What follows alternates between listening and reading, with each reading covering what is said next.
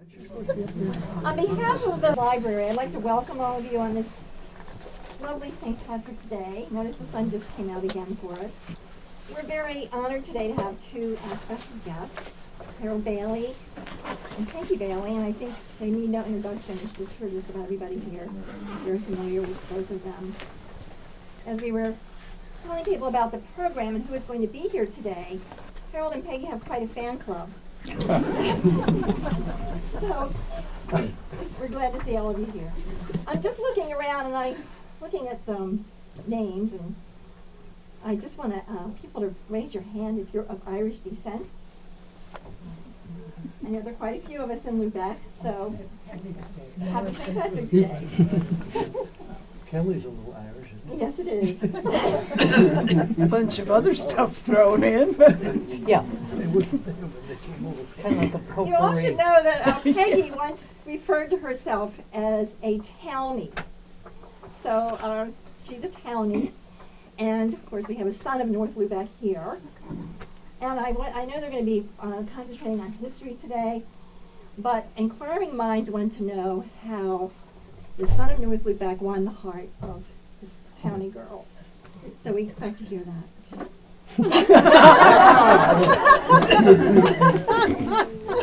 Nothing personal. I'm going home. But we're so happy they're here because between them, they could probably create a great encyclopedia of Lubec history. And I know that here at the library, whenever we've had questions, many times when we've had questions about the history of the town that we haven't been able to answer, we know who our go-to person is. And we ask Peggy. And then we know if Peggy can't answer, we have another go-to person because Peggy can go to Harold, and he will usually have the answer. So we're very fortunate to have their body of knowledge about this town. Peggy wanted me to go first. I've got a couple of things to say before that. Those of us that aren't Irish, that doesn't make us necessarily bad people. I'm going to speak about growing up in North Lubec. Peggy's going to speak about growing up in town. And we're going to talk a little bit about some history in North Lubec, most of it during my time. I know there are some other North Lubecers here, and I hope they'll speak up and contribute and let me know what I'm leaving out. I've lost one, he's back there in the corner. And if they've got anything to add, please do. Or if I misspeak, let me know. I hate to admit it, but I'm not an original North Lubecer. I was born in Florida. I hadn't told a lot of people that before. But my parents moved back to Lubec in 1955. And my sister and I came along with them. When we first came back, a lot of the kids couldn't understand us because of our southern accents. But as Lubecers do, they took us in, and we all got along. Most of our activities growing up in North Lubec, and it was a lot different than in town, were outside activities. We spent a lot of time in the woods, hiking, building lean-tos, camping, later years hunting or target shooting. And we climbed the hill we called Bangs Mountain out behind the house. It was on the last I knew years ago, by Ole Bangs, who lived up the road. We'd walk to the back shore, which is on South Bay, and dig clams or camp, build lean-tos out there. We'd just walk along the beach and beachcomb. We'd bicycle up and down the road, far up as Roy's house, way up the end of North Lubec, or to the Ridge, which is where McFadden's store is now. It was Sprague's store then, when I was growing up. We'd bicycle to town sometimes. Our mother would send my sister and I out to get a loaf of bread, and we'd take the bicycles down to the Ridge. You probably all know where the old store is in North Lubec. That was Lawrence's store. And on the big lawn between those two big Victorian houses, we played a lot of baseball. I'm thinking probably Roy remembers coming down. Oscar, I don't know. But we broke a few windows in Mose and Mame Lawrence's house. But they always very accommodating. They didn't care. They liked to see us out there. When the factory was running, there'd be a lot of cars parked down beside the road, and once in a while somebody would break a window in the car, but nobody seemed to complain very much. We had fun, and both boys and girls played. Used to be a big red Victorian next door to the yellow one. It was owned by Buck and Lucille Rogers. We played basketball in their barn a lot. both boys and girls from up and down the road. We played basketball, I don't know if you remember this, Roy, or not, out in the barn in West Lubac by Barney's, where Bob Viner lives now, and there was an old barn across the road on the Pike Farm there. We used to play basketball there some. We scoured the ditches for bottles. I don't believe there were any cans then, to buy penny candy at the old store. And there was a lot of that. To fish, which some of us did anyway. We'd hike out to West Lubac and go trout fishing, Kelsey Kelly's Brook, or out to Lily Lake, called Anderson's Lake at the time, a little further out in Lubac. We'd hitchhike to go swimming at the mill pond up in Whiting, or up to Gardiner's Lake as we were older. Evenings we'd play kick the can up between those two Victorians or in that vicinity, play hide and seek. And then when it got dark, we'd all go home unless we were camping out. Then we didn't sleep a lot when we did that.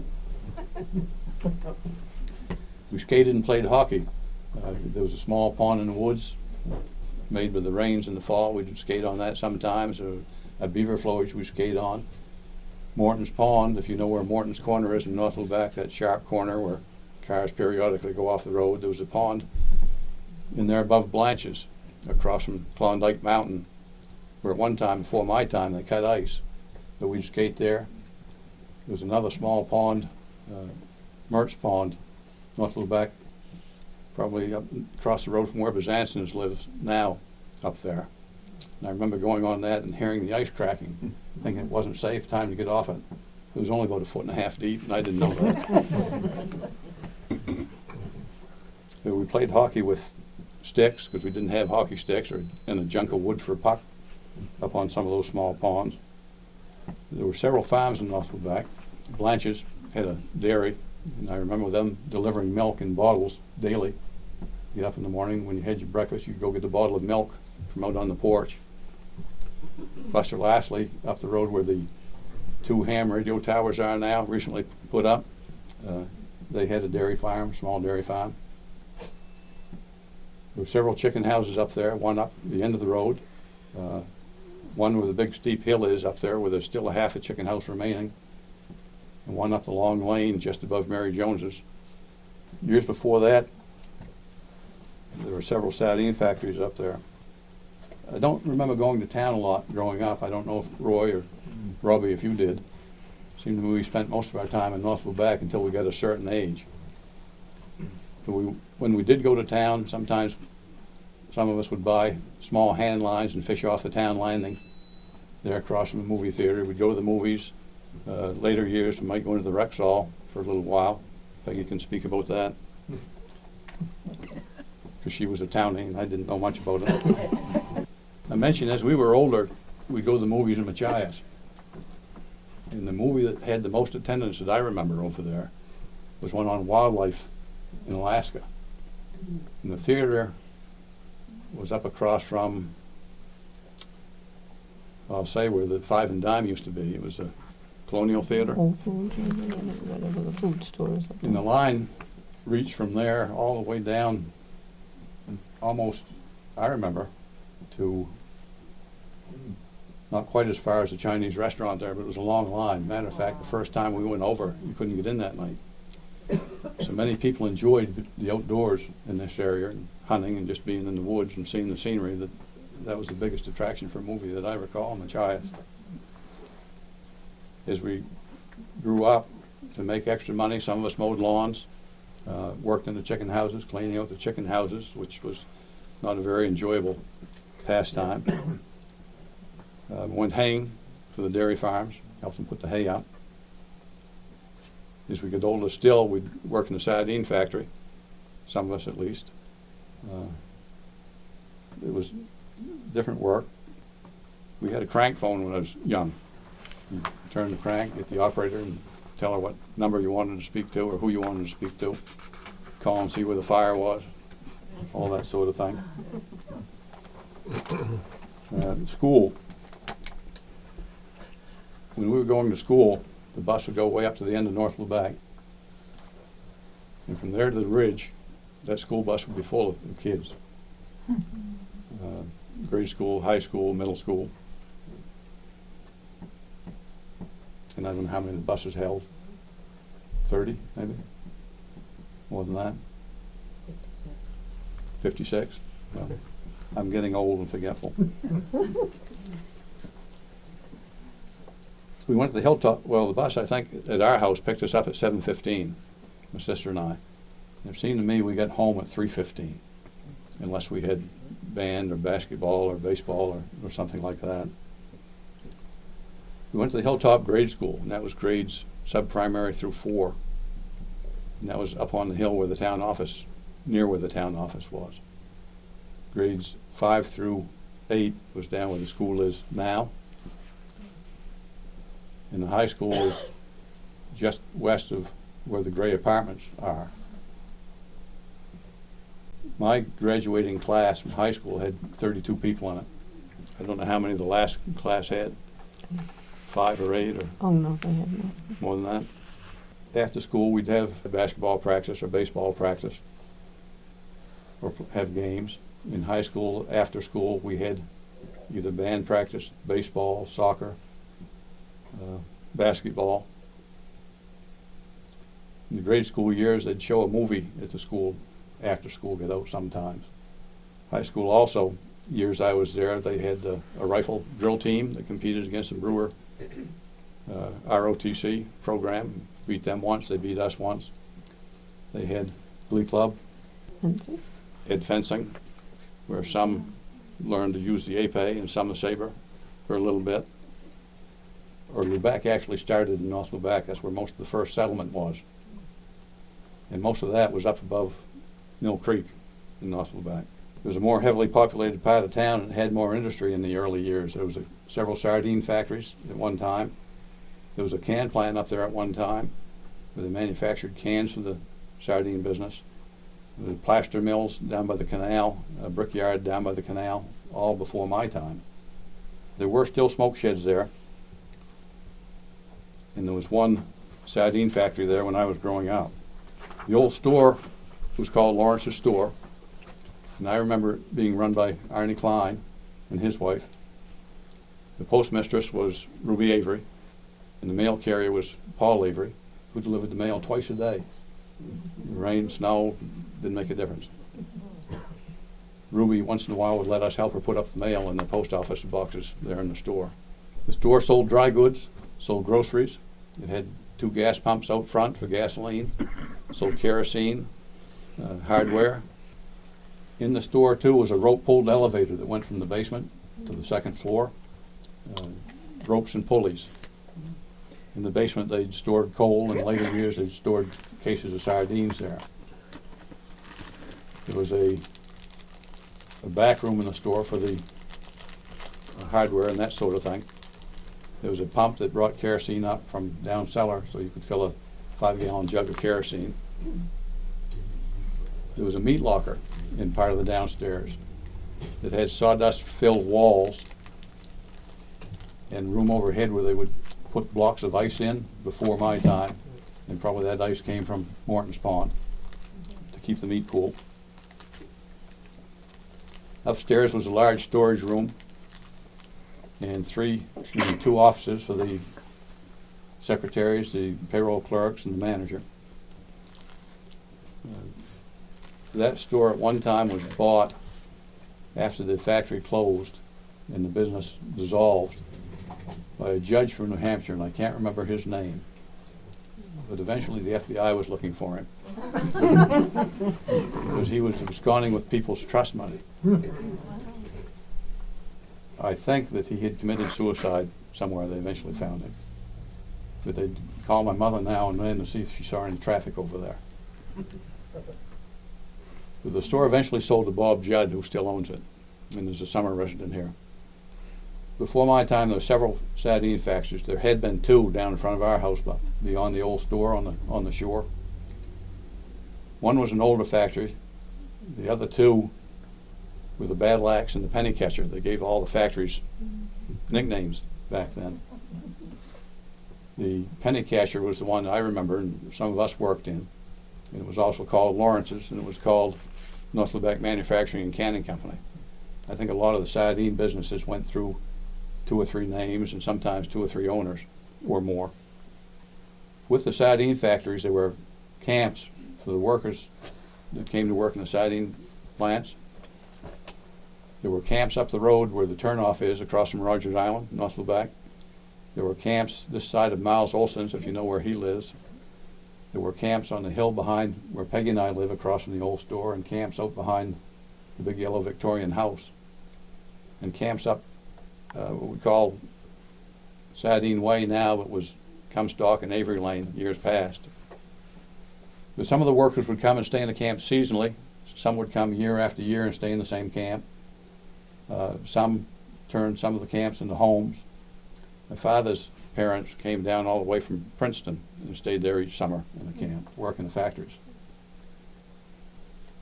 The factory workers, when the factory whistle would blow in the morning, around 7 o'clock if I recall, each factory had its own distinctive whistle, so people would know where to go to work and when to go to work if they were within hearing distance. In North Lubeck factory would send buses as far as Dennisville and Whiting to pick up packers. Some would drive down from further distances. They had, if I remember, 2 blue buses and a small, I think it was a Dodge Woody wagon that one of the packers would take to Dennisville and bring workers down in mornings. If you're not familiar with sardine factories, and how many are familiar with the sardine factory, just to give me an idea?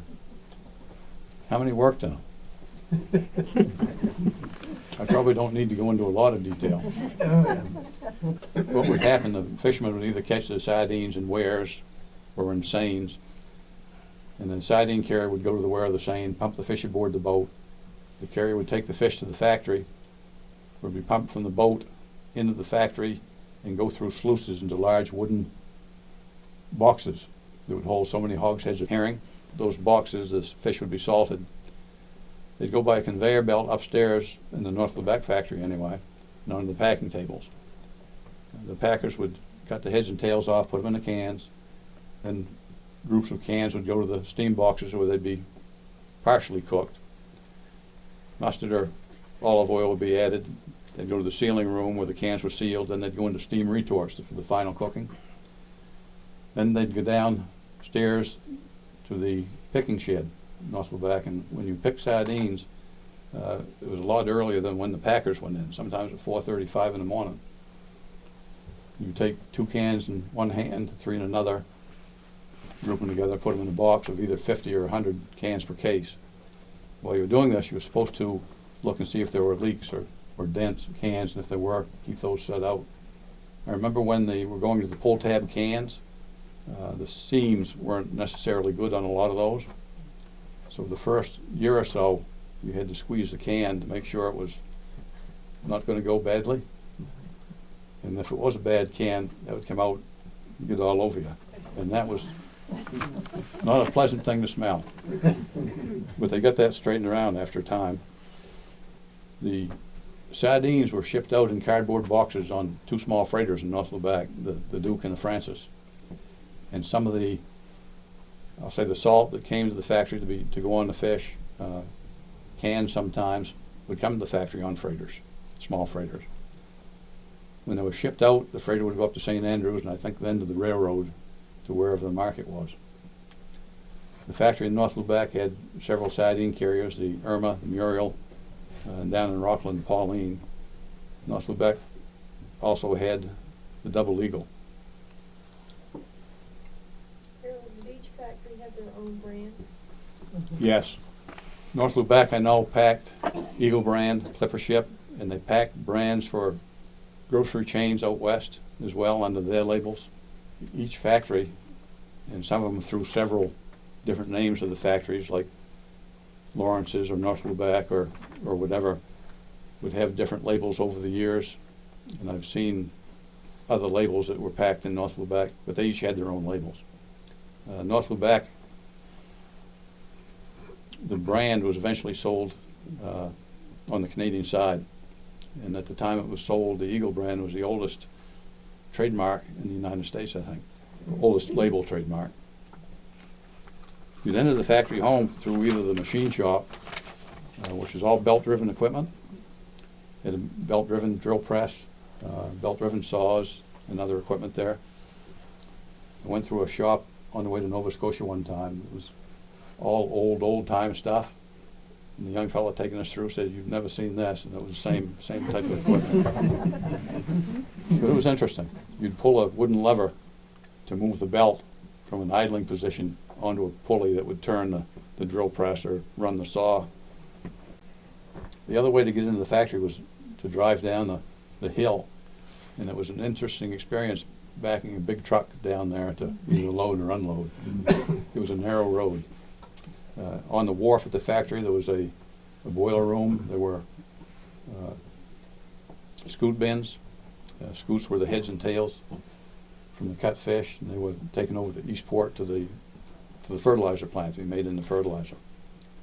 When they pumped the herring on the sardine carriers, they went over screens, and the scales were taken off those, and the scales taken to Eastport to be made into pearlescence for making billiard balls or lipsticks and that sort of thing. Fingernail polish. There was also a shook shed at the factory, where one time they used to store the wooden boxes that they put cans in. There was a cartoning shed. Some years they had small cardboard cartons they put the cans in before they went to the grocery stores or shipped out to go to grocery stores. So there were a lot of people worked in the fishing business, either packing, working around the plant, maintaining the plant, catching fish, transporting fish. There was a lot of industry there. And in a way, that area was some of the focus of North Lubac. Years ago, up Avery Lane behind the Avery House, there was an open area where the factory workers would go up and play baseball evenings or weekends sometimes. Not in my time, but my father told me about that. My mother recalled 4 small stores in North Lubac.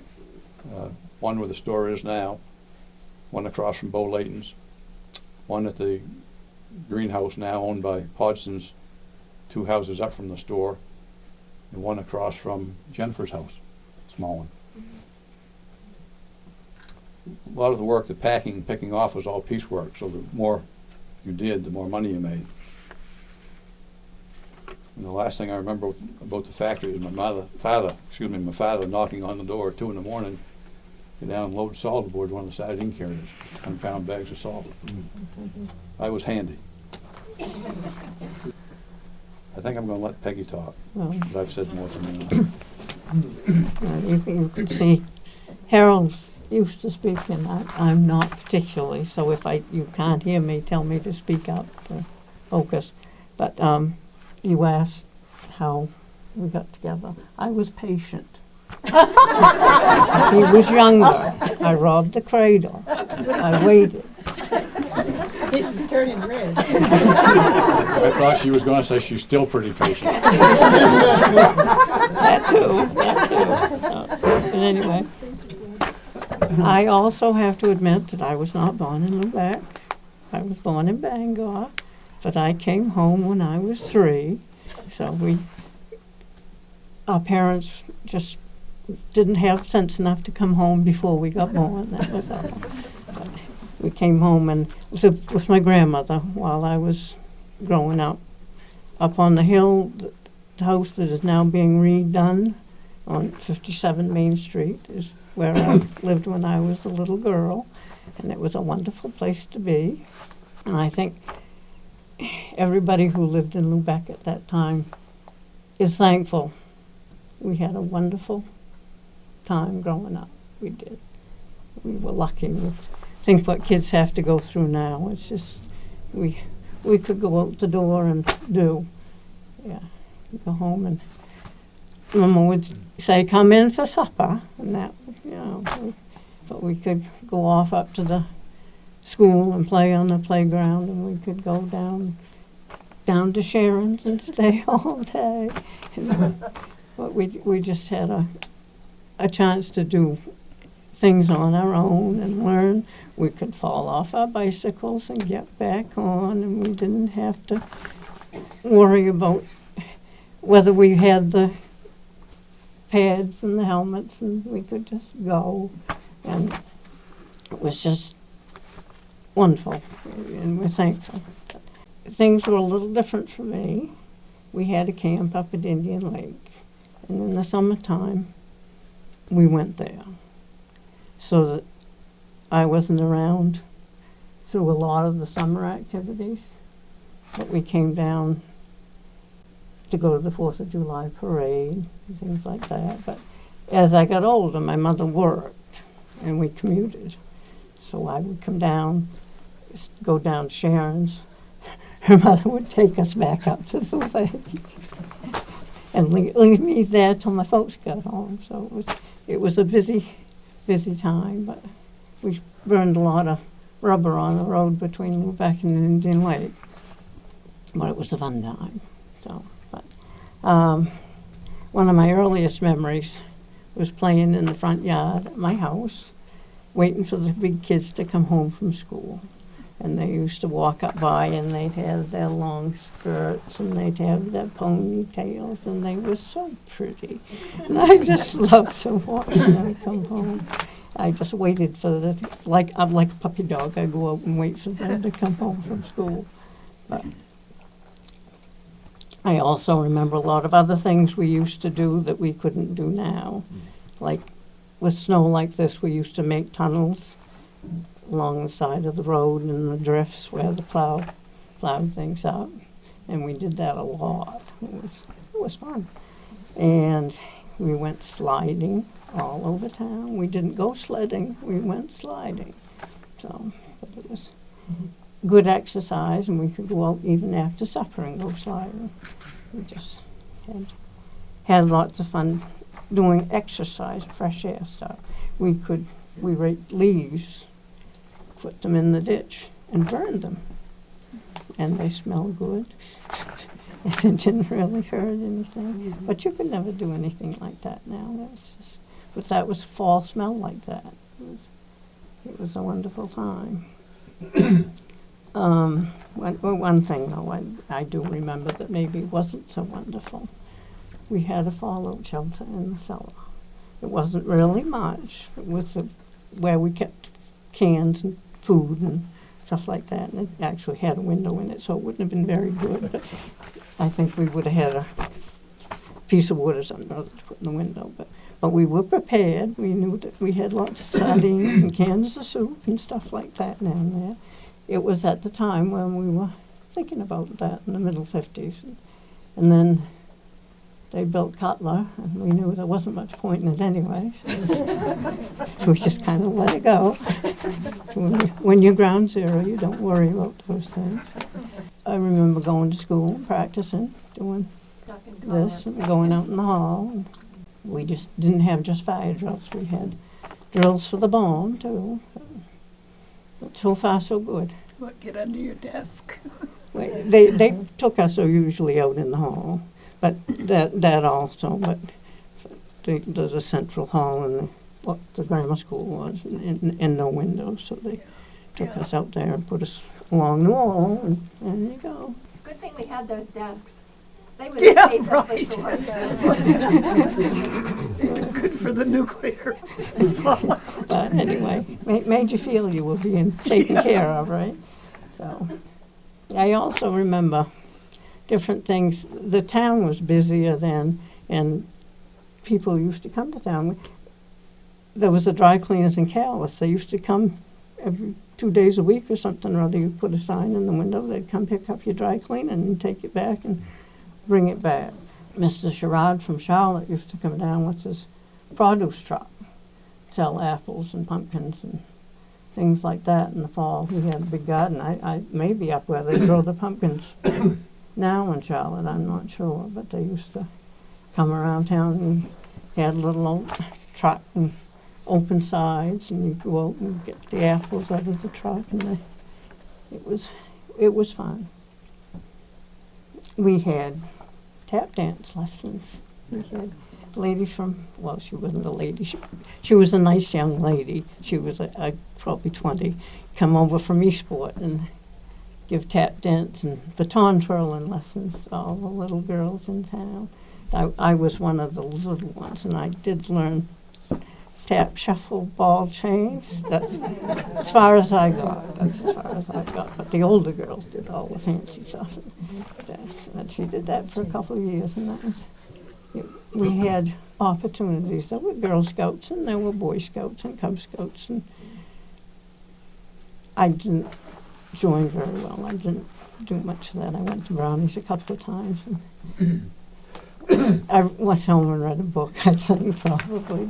But people did do a lot for the children. There were always youth groups and church groups, and it was a busy time. And something that strikes me now, meetings used to be held at 7:30 at night. I don't know, now we can't go beyond 5, Jesus, so it's too late to go. But you always went home after work, went to supper, and then you went to meetings. I don't know, it's just whether it's just age or what. Maybe that's it. But even at school, they do that now. They do things early. So I don't know why. We had movies. We had the playground. We could play on the school playground all the time because I lived right up there. Just the playground was where the town office is, so it wasn't very far away from my house. And all the neighborhood kids could go up and play on the weekends and in the summer, and just swinging the swings and on the teeter-totter and on the merry-go-round. You make yourself sick. We were one of the last families in town to get a TV. I think I was 13 at the time. I spent a lot of my time visiting, watching TV. And I ate a lot of suppers at Sharon's house. We sit in the door to the living room. We had 3 TV trays, Sharon's older sister and I and Sharon, watching Time for Juniors and Walt Disney, Disneyland, and Dawn Message Jubilee. And all, we got Channel 4. That was it. But it was, I went over to my cousin Bobby's to watch Western Theater on Saturday afternoon. I'm sure I wasn't terribly deprived, but I thought I was.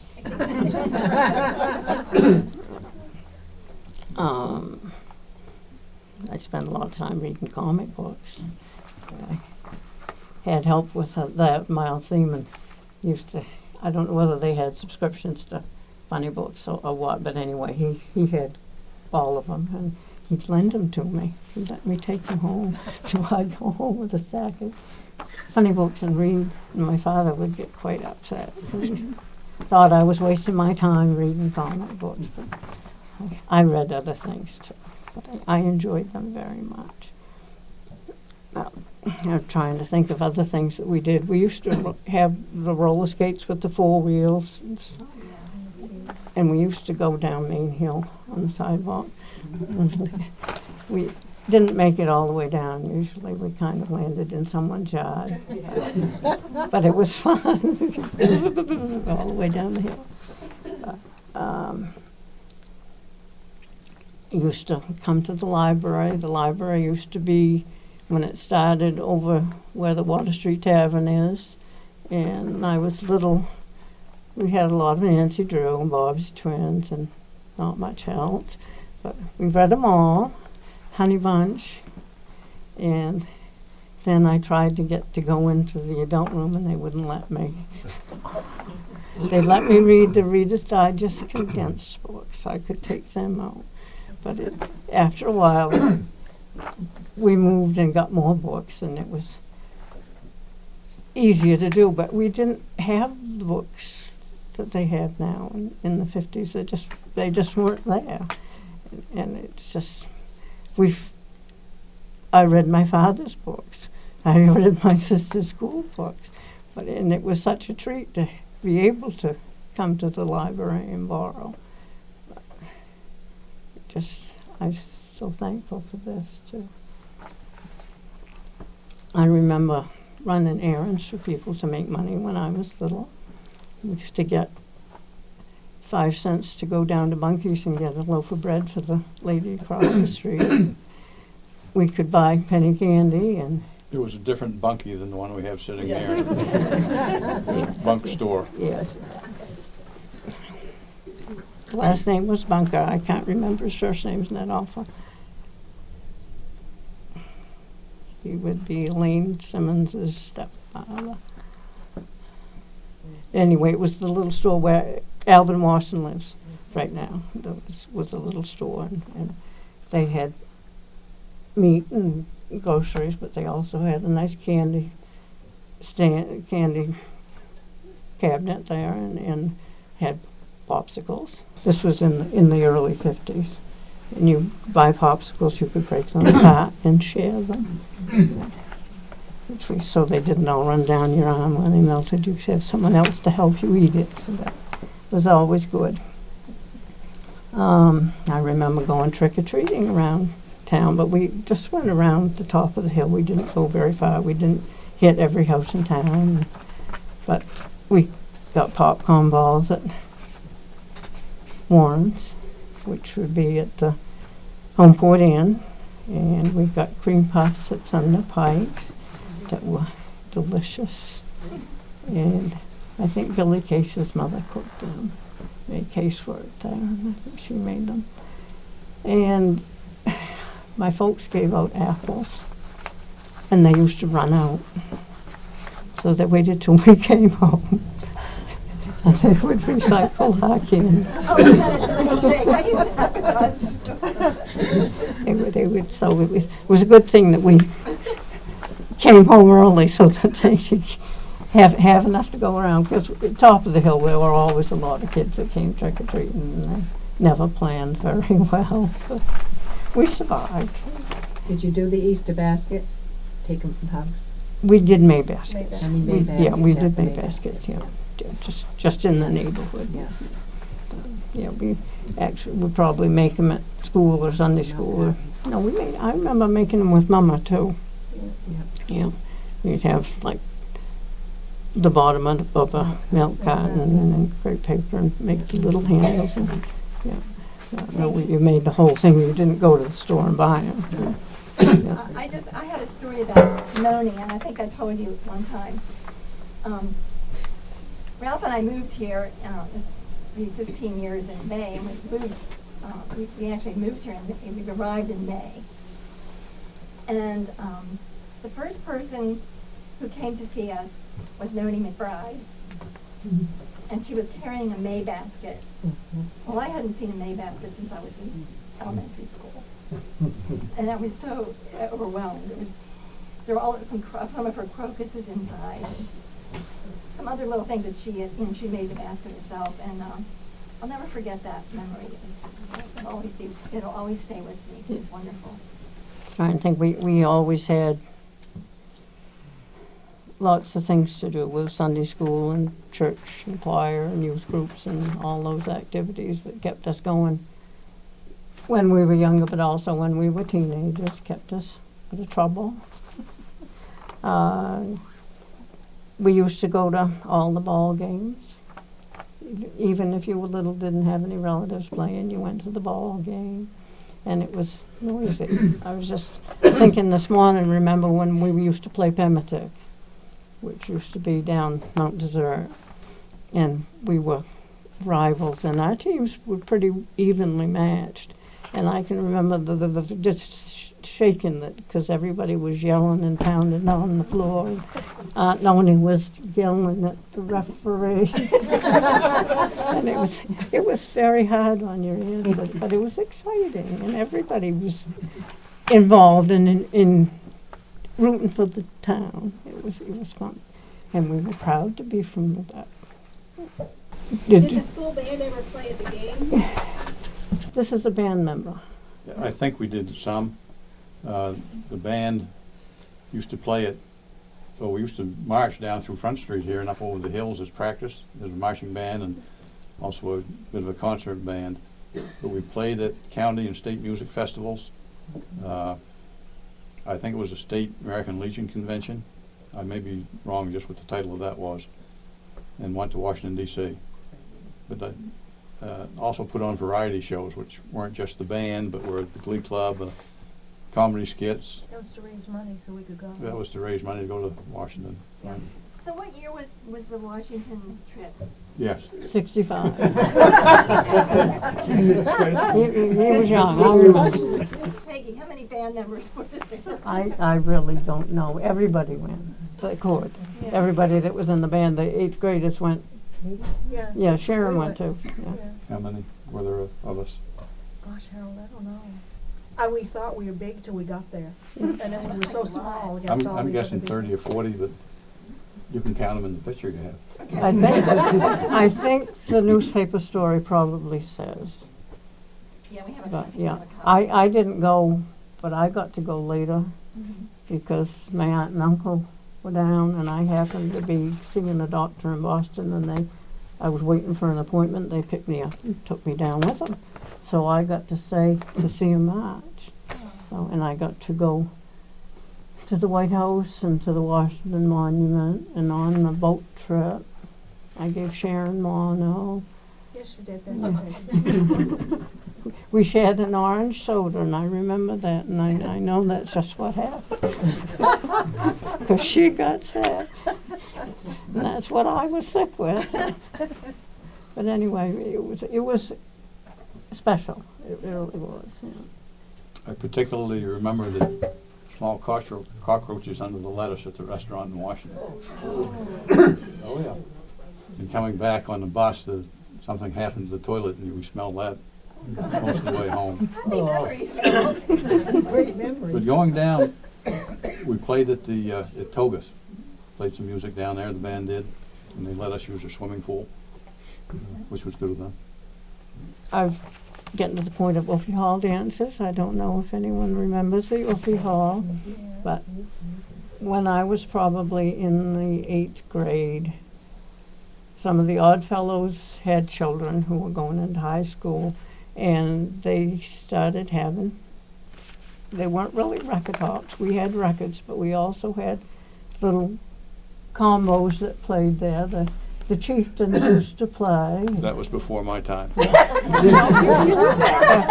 were there.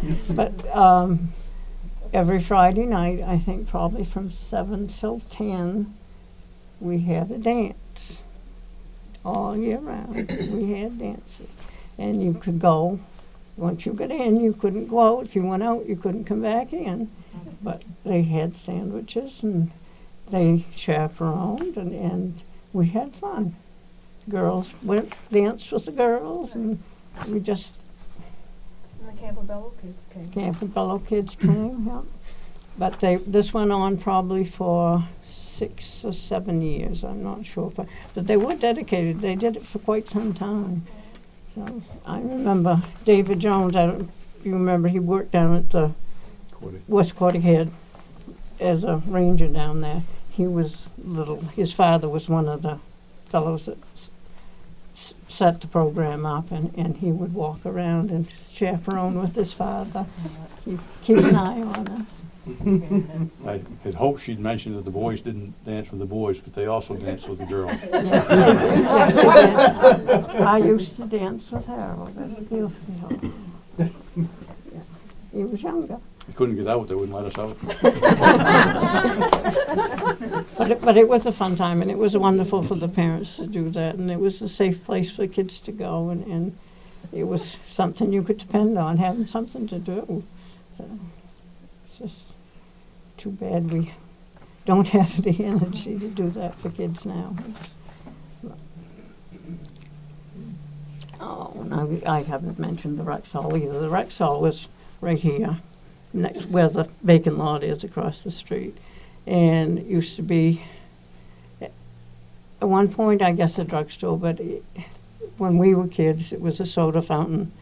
They paid phone bills in there. I think they were a Western Union Yeah. depot, but they had pool tables in the back. They had pinball machines. They had booths with jukebox music, and kids would go in after school. They had nice ice cream sundaes.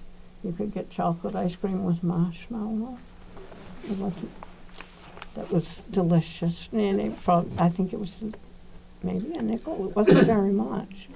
So, and we were chaperoned. Thelma kept an eye on us. You behaved. And she wouldn't let everybody go up back. You had to be a certain age and to go up play at the pool table. But we would go in after school for an hour or so, just to meet and chat and talk. And some of the older kids would get up to no good and they get shoved out the door. But it was another place we could go, because we couldn't go to the bowling alley. No, We've heard about the bowling alley. we couldn't go there. I didn't think it was that bad. You weren't here for the first one of these that we had, but there was quite a bit of discussion about the bowling alley. I remember going in and playing pool a couple of times and bowling once or twice, but Yeah. when we were growing up, wasn't bad, was it, Greg? I think they Not smoked that in there. bad? Well, I know that Ann Seavey wasn't allowed to go No. in there. No, My no, father, maybe. Roland Cheney, no way are you going there, miss. I often wondered why, and I talked to Leroy, he told me. I think of bowling alleys as bowling alley, but I guess, something was going on in there. I do remember a schoolmate that wasn't very fond of one of the teachers, male teacher, who happened also to be in the bowling alley, and he wanted to know where the bathroom was. So he said, it's out that door, the light switch is on the left. So the teacher went out, reached around and left, and ended up on the beach because there was no bathroom. That wasn't me. I've been thinking about the stores and things that used to be down here, and going to Yanofsky's.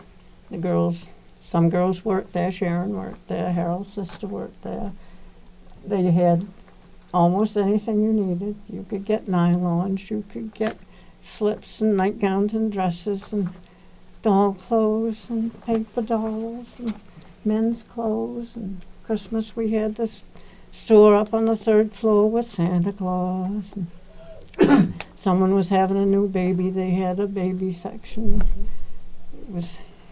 It was just an all-round good department store.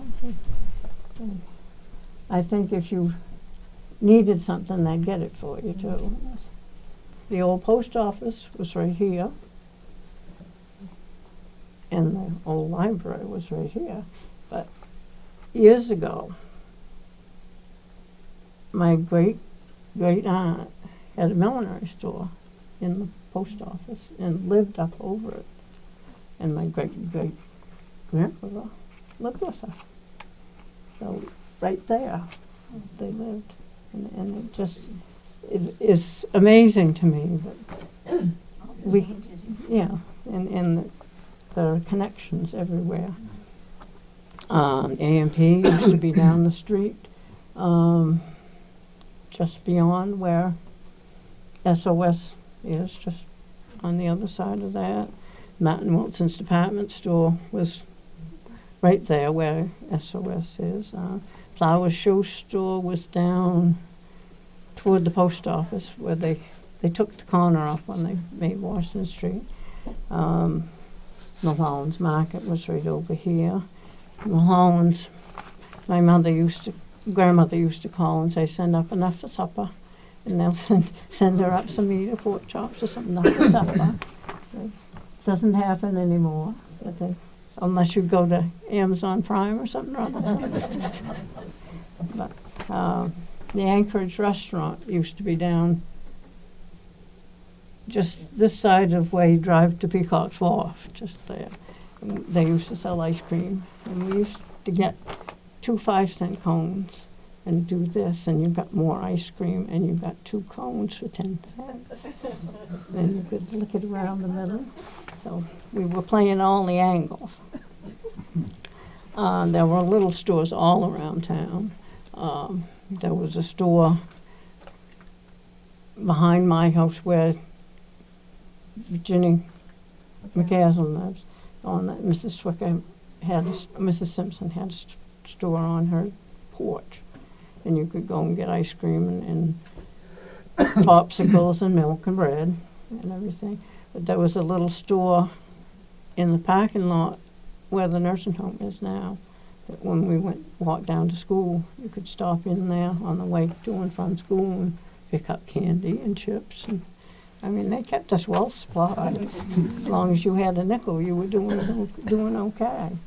In the middle 50s, they were building the grammar school.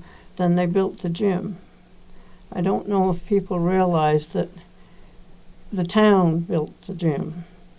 They could have had the state help them build it, but they would have had to follow all the state guidelines. We had a local contractor who said, I can do that a lot cheaper. So they raised the money and built it. They took pledges, went around, people signed up pledges and paid the money and built it. And What year was that? I think it was 55, 56, right in there. Yeah. I think it may have been finished in 57. The town was very busy. People were moving in, they were building the bridge, they were building a couple of towers. People were using this as a bedroom community. They couldn't find a place in Cutler to live. They lived in Lubec. But people would come and go. We made a lot of new friends and they went away. And then we'd make some new friends. And everybody, I think, at that point had work that wanted it. You also had the sardine factories in town, the cat food and the American can plant. Worked at the stores, they worked at the school, they delivered the mail, you know. There were jobs. They weren't necessarily great jobs, but they were jobs. My grandmother packed fish. You didn't pack fish year round, but you packed enough to get by. It was all hard work, but I think people felt positive about themselves because they knew they were accomplishing something and they were providing for the families. My folks were in sales, so it was a little different, but it was a busy time. It was a busy time. I got to see a lot of people. My father sold real estate, so I got to meet people as they came in looking to stay in Lubec. So it was an interesting time for me. I was remembering about fires. And Harold, you were talking about fires at North Lubec. We had fires in town too. The seaboard burned in '63. And we were living over across from the Masonic Hall at that point, which was not very far from the seaboard, and the wind was blowing onshore. And we had the car packed. We were ready to go. But that was one of those in the middle of a blizzard and the fire trucks couldn't get out. It was a scary time. Roger was there in the middle of that one too. I remember it well. Yeah. We had a neighbor who lived in the yellow house right across from the marina who evacuated her house, came up and stayed with us for a little while because it was just amazing that the fire department was able to keep other things from burning. The houses didn't burn at all, Mike, right? It just didn't. The building went, but the rest of the town is safe. Mulholland's restaurant burned. That was a scary time too, and that was just where the Annabelle's, where Annabelle's was, and it gutted it, I think, but it didn't burn the buildings around it. But it was, it was right on Front Street. It's scary to think that if the wind had been a little stronger and the fire department hadn't been quicker, it would have taken a lot more of the town. And then the post office burned too, and that damaged the library. And at that point, I was librarian. It was the year I was librarian between high school and college. I had a gap year. They wouldn't let me go to school. And I got paid $1 an hour. I worked 9 hours a week. They let me check in and check out books and shelf books. And that was Hey, about our it. treasurer's here. Could you keep that to yourself? But Our treasurer's in the audience. Yeah, Keep that well. $1 an hour figure to yourself. She was overpaid. yes, I probably thought that way. I didn't do all that much because they didn't let me. But anyway, at the time, we had to move all the books from the library. They moved them down to the old customs house, which was down across from Cohills where the lost sailors memorial is now, to dry them out, get the smoke out of them, and throw out what couldn't be saved, and then eventually, after they cleaned the building, bring everything back again. But it was quite a production. You had all the men in town loading up boxes of books and shifting them down, and then the ladies would come in and help clean and sort and spread the pages. And the library still stayed open. They came in. I think that's probably, I earn money too, but I worked for my father. I got to mow lawns, do the houses that he owned, to do that. I did work for Dr. McBride one summer. Made appointments and stuff for my uncle. I didn't get to work outside the family because Daddy always said, I've got to pay someone, I'd rather pay my family. So I didn't get to experience what a lot of people did by going to universities or working in the factory or working for someone that might look good on your resume. It just didn't happen. I was thinking also, we mentioned the telephone operators too. I can remember Uncle Robert coming up to the house and telling him, I'll be out Margaret and John's if anybody calls. So the operators would know where he was if he had a call. There were two barbers in town. One was A.B. Agnew, just down the road. I think the other one was Trenham, up on the next street up. So we could get a haircut, And my father, right, Bill Cheney, right down here. right here. But I remember A.B. Agnew, when the fellow started wearing longer hair, if it was too long, he wouldn't cut it. He sent you out the door. Was there ever any shipbuilding in North Lubeck? Yes, might have read something in what you did or somebody else about the Smalls Creek building ships up there, further up the road. I know a couple of people used to build canoes, Matt Comstock and Gump Miller. That was in later years, built nice canoes. There was a lot of shipbuilding right here in the Narrows, which Oh, yeah. amazes me. I don't know how they must have been tied down good. Okay. Or they would have been down in the Narrows too. Do some of the factories own into the carriers too? Like part of it or something? Yes, the North Lubeck had the Irma and the Pauline and the Muriel and the Double Eagle. I'm trying to think of some of the other factories. Peacocks would There's a be- fellow from Deer Island wrote a book about the sardine Gilman. carriers. Yeah. You must have the copy here. And he also wrote a book about the factories in the area, both one on this side, and Right. I think he wrote a second book on Campbell Campbell. or Canadian factories, I believe. They're interesting, very interesting books. They can be borrowed from the library. And I would suggest anyone interested in old Lubeck stuff to read the Lubeck history, the bicentennial book, the blue book, because it does have a lot of nice stories in it about the olden days.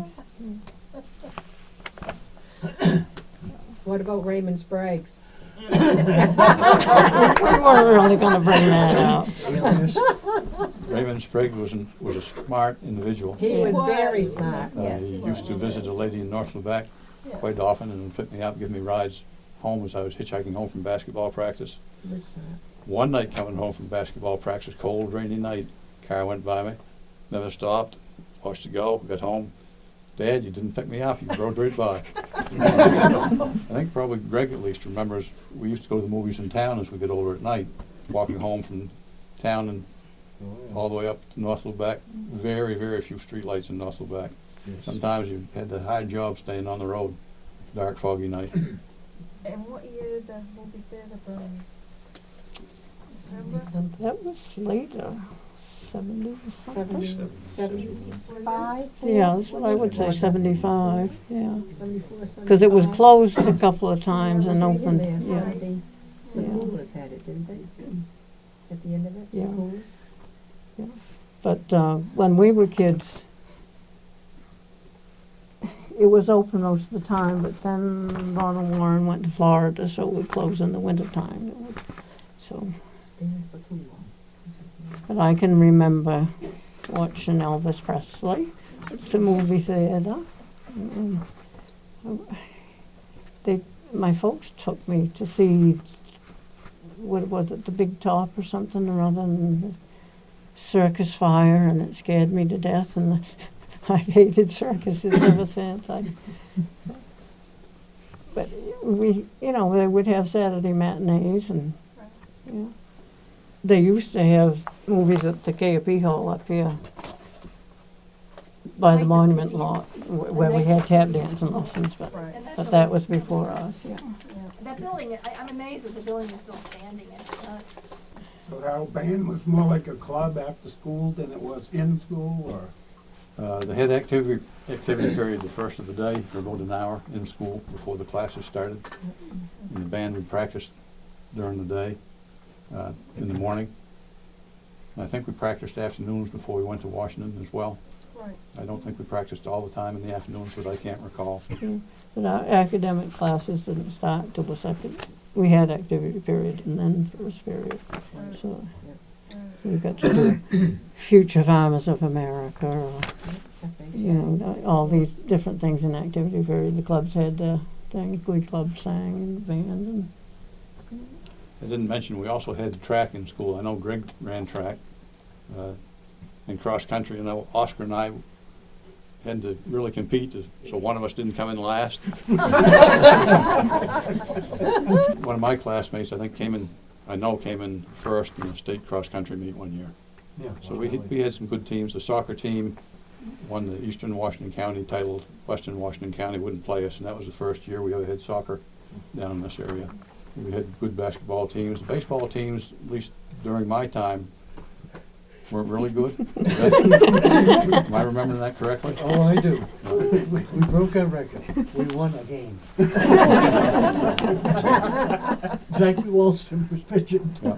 And we also, as well as playing on the lawn up there with the two Victorians baseball, we played down there in the field this side of McFadden's there at Peacocks. Had a lot of baseball games and touch football or tackle football, I guess, too, there. Pictures of parking meters on Water Street. There were parking meters on Water Street. How long did they last? Well, I remember driving a car and putting yeah, it coins in it. must have been into the 70s. Yeah, Yeah, may have been when they redid the sidewalks. Is that 74? You think? Would you like to see them back? I don't know if everybody put money in or not. I know some of us did. Oh, I think they went down. I think we had someone check the meters. They did. Yeah, they did. I know somebody must have gotten mad because one night they had come down with a pickup truck and they yanked them all out and threw them in the middle of the street. I don't remember that, but they did. I was secluded in Northleback by that time. I just, Raymond Sprague. He was better dressed than most of them in town. That's a good way of putting it, Roy. Yeah. High heels and all. he enjoyed attention. What did Raymond, what was his background besides being better dressed than most women in town? He was a carpenter. Yeah. I don't know if he built boats or not, small boats. Wasn't he a captain too? Could have been. I don't know. Like, I lived in North Quebec, so the only time I saw I him was think he catching went to rides. Bates College. I mean, he was, but I think he didn't really have to work. I think he had enough to manage, and he managed. When they built Cutler, was it a big deal for the town of Lubec? A lot of people from Quebec worked down there during the construction phase. I don't suppose they went through these big surveys to see how it would affect and like they do Not that I now. recall, but I may have been too young. I know People worked on the fire department down there too, Cutler. at Cutler at the base. And later years, people from Lubec worked on the towers. What year was that built? I don't recall. 50-something, 55, 56, 57. I was 10-ish probably when the first folks came, and it was I two or was trying to think how old Lindsley was, because the Solomons came here and Mr. yeah, Solomon and was in so it must have construction. been it took 5 or 6 years, I Yeah. think. Remember any time we came on a trip, when you saw the Cutler lights at night, you knew you were getting closer to home. There's not a lot known about Raymond, and, you know, most of us didn't want to get close enough. But he was a machinist, among other things, and that boat that some of us remember, the Magnum Opus, he resurrected off the beach, but he also made the propeller for it. He was very, well, there was a whole lot more that you couldn't see from the outside in, like I said. And but when you read that 200-year history, which I will have to say, I reread it here just to refresh myself, and it says, well, it's that way today, and I said, it's not that way today, and then I realized it was 40 years ago. But he also invented, which I never knew until I read, the electric toothbrush. So, and you mentioned him going up to Carrie Bang's place. She was away at one time, and when she was coming home, he had mown the lawn in such a way that he put welcome. I guess eccentric Yeah. would Yeah. probably Yeah. be a mild word. Yeah. And back to, I'll say a few more things since I'm up here, I've captured the audience. But thinking back to the pool hall, I wasn't supposed to go to, my father thought there was gonna be a lot of coarse language there. I don't know if that's the only place he thought it would be supposed to be.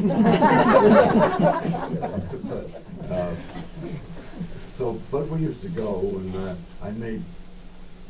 I couldn't play pool then, I still can't, and I never cared to bowl, but I made 10 cents a string for setting up pins. But one time I went there, and I was watching a pool game, and a ball came off the break and smacked me right in the head. You know, like George Washington, I couldn't lie. So I confessed when I went home, because next to going to the pool and fighting probably would have been the worst thing. So there's no repercussions from it. And Peggy mentioned the seaboard burning. I remember that night. There was a howling blizzard, and I had a grandmother that lived in town, and we lived in North Lubec. Because, you know, I spent a lot of time, you wouldn't know, but I did, looking out the window. My bedroom was up there, and so that fire was so intense, even with that smoke, there was a big glow over the whole town. So my father and my brother and I came to town, and it was rough going. There was so much snow, and as Peggy said, there was a few buildings. Cleves Tavern was one of them but I don't think anything burned down other than the seaboard. But the cinders were so big, it's like something you read about.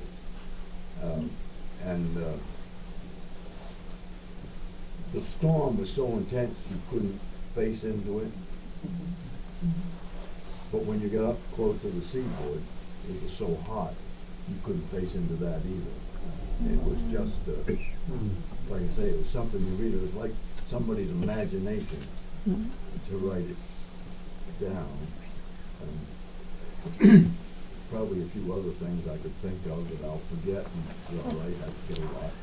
Greg, your mother ran the store for a while, Yep. the old store. Do you have any memories of that? Uh, Do you have any memories of her running the store, or what it was like there? Not so much the store, only that, my brother and I were kind of obligated to start dinner.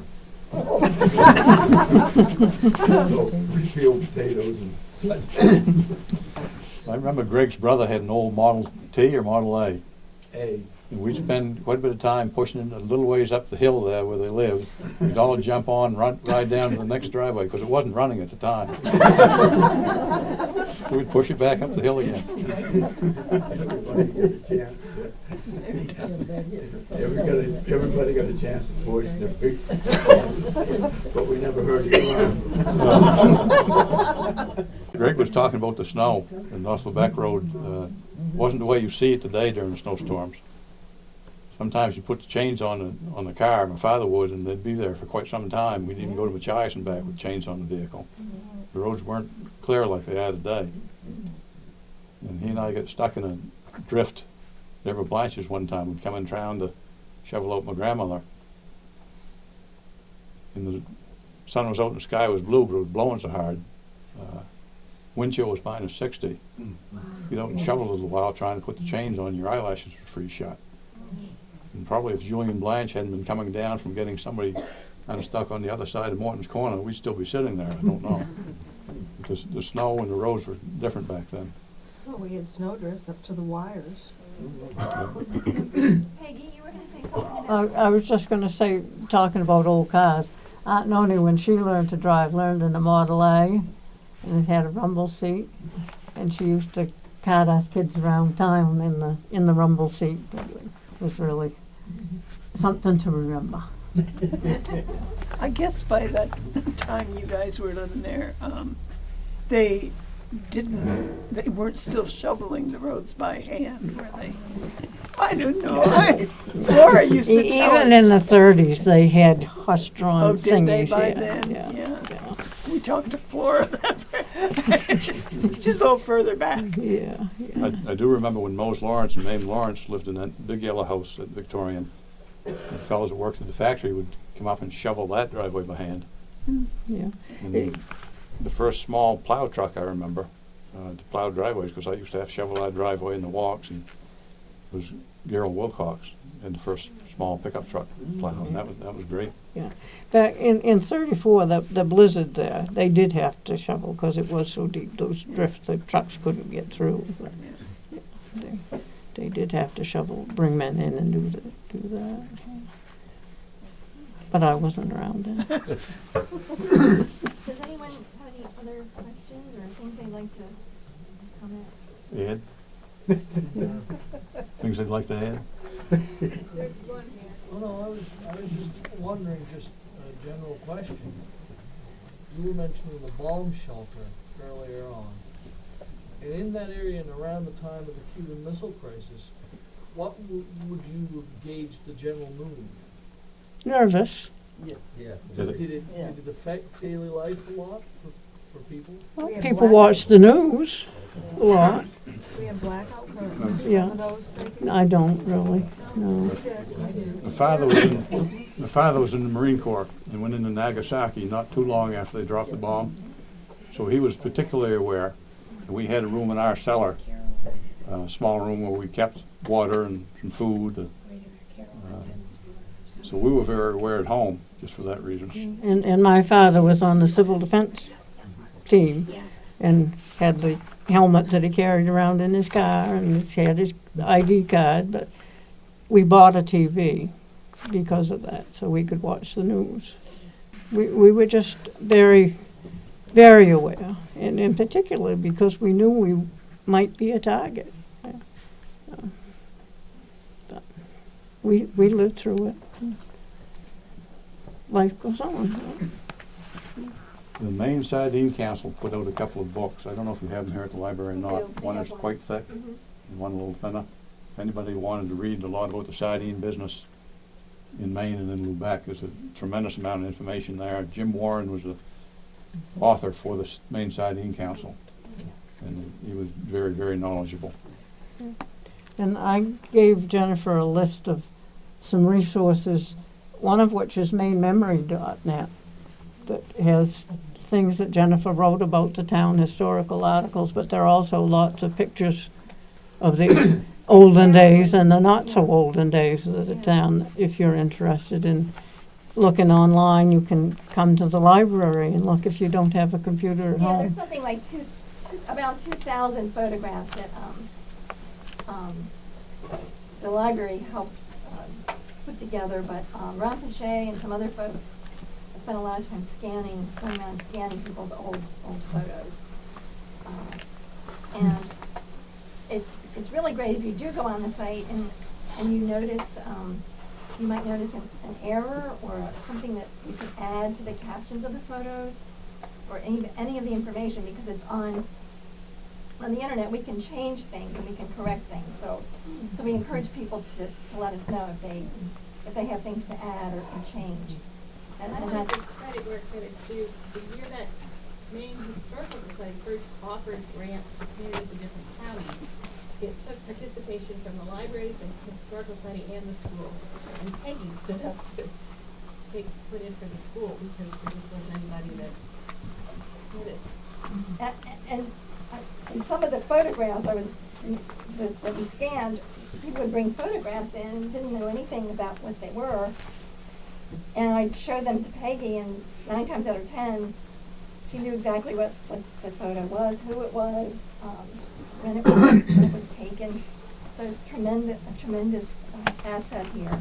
Thank you. And I've been thinking too, there are a lot of other books too. The Masonic history of Lubec would give people an idea of what was going on back in the turn of the last century. It gives quite a historical picture of the town. And I think you have a copy of that We here do. too. We have quite a few resources. And the bibliography that Peggy put together, she gave me a number of copies, and if anyone is interested, I'm happy to give you one. Take that along. I'll say one last thing about the schools. We got a good education here. They had general courses, college courses, they had shop. Anyway, I remember that I went to school with, everybody was successful.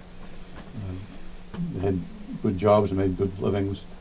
A lot went to service, some went to college, some were mechanics, some were school teachers, nurses.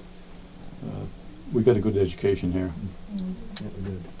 We had big classes. There were 54 kids in our class that graduated. Probably about the biggest, maybe. I have 27 in mine.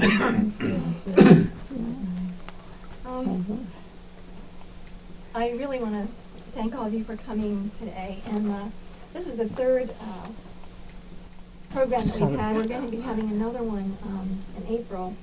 And I just wanted to say it's been so gratifying to listen to everyone and talk about the way things were.